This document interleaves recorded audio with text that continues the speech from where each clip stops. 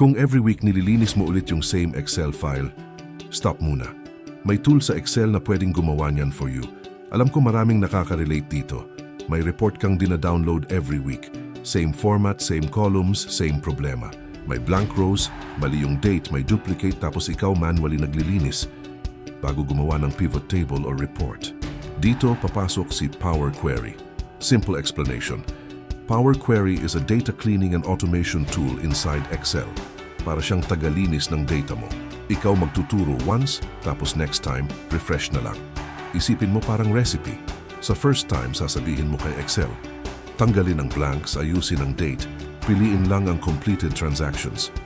Tanggalin duplicates. Kapag na-save na yung recipe na yon, next time na may bagong data ka, hindi mo na ulitin manually. Refresh mo na lang. Pwede mong gamitin ang Power Query para mag-import ng data, maglinis ng messy tables, mag-combine ng files, mag-remove ng duplicates, mag-filter ng rows, mag-change ng data types, at mag-ready ng data para sa pivot table or dashboard. Kung office worker ka, admin, accountant, freelancer, small business owner, VA, student, or kahit sino na may paulit-ulit na Excel report, sobrang helpful nito. Pakita ko sa simpleng example. Meron tayong sales data. May date, customer name, product, amount, and status. Pero messy siya. May blank rows, may wrong formatting, may duplicate, at may canceled orders na hindi natin kailangan sa final report. First step, click anywhere sa data, then press Ctrl+T. Make sure naka-check yung My Table has headers.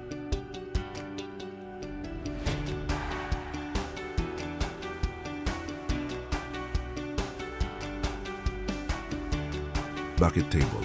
Kasi mas madali siyang basahin ni Power Query, lalo na kapag nadagdagan ng bagong rows. Next, punta tayo sa Data tab, then from Table Range. Bubukas na ngayon ang Power Query Editor. Dito nangyayari yung cleaning steps. Huwag kang ma-overwhelm. 3 area lang muna tandaan mo. Una, preview ng data. Pangalawa, ribbon sa taas kung saan nandun ang commands. Pangatlo, applied steps sa kanan. Yung applied steps, yan yung listahan ng mga ginawa mong cleaning steps. Example, tanggalin natin yung blank rows. Filter natin yung date column and uncheck null. Then sa status, piliin lang natin completed.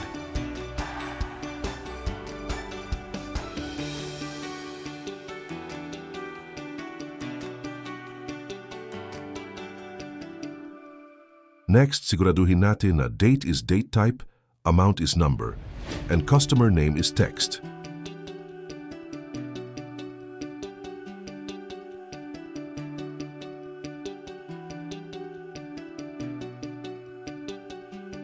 Kapag okay na, click Close and Load.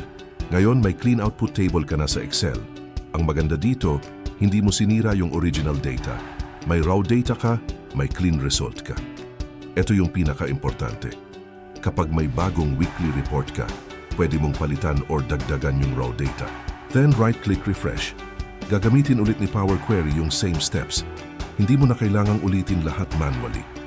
Quick reminder, Power Query is not the same as formulas. Hindi siya VLOOKUP, hindi siya IF formula, hindi rin siya pivot table. Pero sobrang lakas niya kapag ginamit before pivot table kasi nililinis niya muna yung data bago gumawa ng report. So, quick recap. Power Query is a tool inside Excel that helps you clean, transform, and automate your data preparation. Best siya kapag paulit-ulit ang report mo. You set the steps once, then refresh next time. Kung beginner ka sa Power Query, okay lang malito sa una. Sa next videos, dahan-dahan natin siyang gagawin using real examples. Comment PQ kung gusto mo ng sample practice file. And subscribe sa Excel Kuya PH para mas mapabilis natin ang Excel work mo.